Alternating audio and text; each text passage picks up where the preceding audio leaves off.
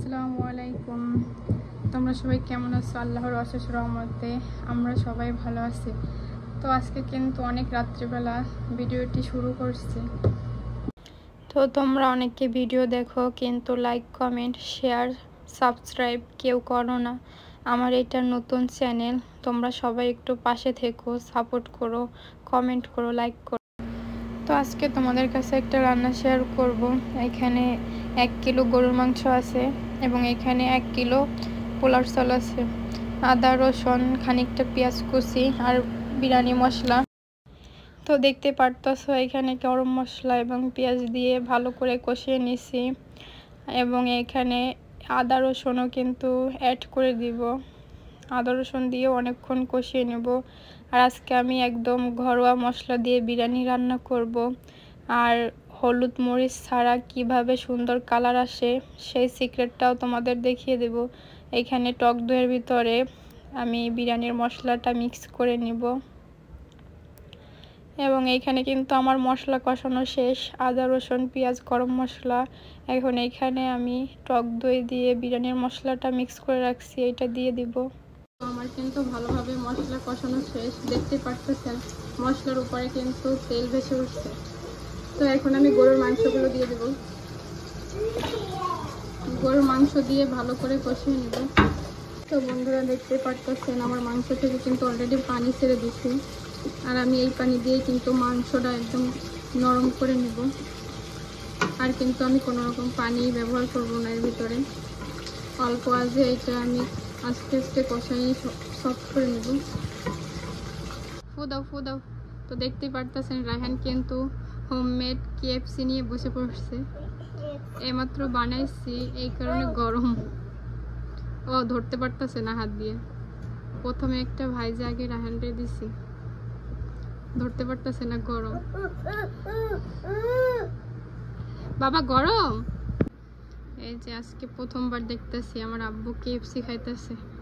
সবাই কিন্তু মাশাআল্লাহ বলবেন, একা একা হাত দিয়ে KFC খাইতেছে, তাও আবার সস দিয়ে। সবাই মাশাআল্লাহ বলবেন প্লিজ। দেখতেই পারতেছেন কত সুন্দর একটা কালার আসছে। তো আমার মাংস কষানো কিন্তু শেষ। আর এই কালারটার পিছনে কিন্তু একটা সিক্রেট আছে। সেই সিক্রেটটা হলো কিন্তু এই যে দেখতে পারতেছেন কি, এটা টমেটো সস। তো আপনাদের হাতের কাছে কিন্তু যদি টমেটো সস নাও থাকে তাহলে কিন্তু আপনারা টমেটো পেস্ট করে দিতে পারেন। দেখছেন কত সুন্দর কালার আসছে। তো আমার মাংসটা কষানো কিন্তু ডান। এখন আমি এটার ভিতরে চাল দিয়ে দেব। চাল দিয়ে আরও কিছুক্ষণ কষাবো। দেখতেই পারতেছেন আমার এখানে গরম পানি দিয়েছি, ইতিমধ্যে কিন্তু বলক এসে গেছে এবং এখানে কিছু কাঁচামরিচ দিয়ে দেব। এই যে গরম পানি দিয়ে দিচ্ছি আর কাঁচামরিচটা দিয়েছি একটা সুন্দর ফ্লেভারের জন্য।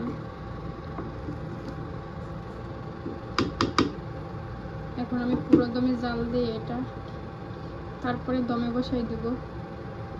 তো দেখতেই পারতেছেন আমার বিরিয়ানির পানি কিন্তু শুকিয়ে গেছে। আর এখন আমি এই যে অ্যালুমিনিয়াম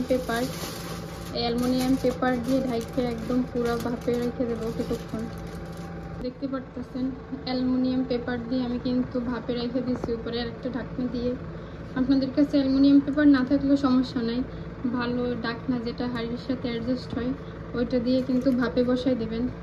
আর চুলার পাওয়ার কিন্তু একদম লো করে দিচ্ছি, এইভাবে থাকবে কিছুক্ষণ, তারপরে আবার আপনাদের দেখাবো কেমন হয় বিরিয়ানি। দেখতে পারতেছেন আমার বিরিয়ানিটা কতটা ঝরঝর হয়েছে। আর আমার বিরিয়ানি কিন্তু রান্না কমপ্লিট। এই যে কতটা ঝরঝরা হয়েছে দেখছেন।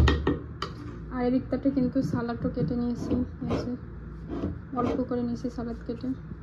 আর এই যে বিরিয়ানির ফাইনাল লুক। বাবা বিরিয়ানিটা কেমন হয়েছে বাবা? রায়হান, ইয়াম্মি হয়েছে, ইয়াম্মি।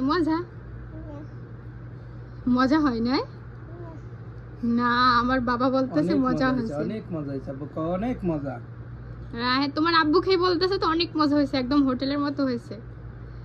আর আমার ছেলে কিন্তু যাই জিজ্ঞেস করি না কেন এখন শুধু নাই বলে।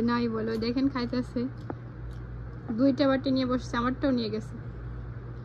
মাশাআল্লাহ দিলে কিন্তু বিরিয়ানি খাইতেছে। সবাই মাশাআল্লাহ বলবেন।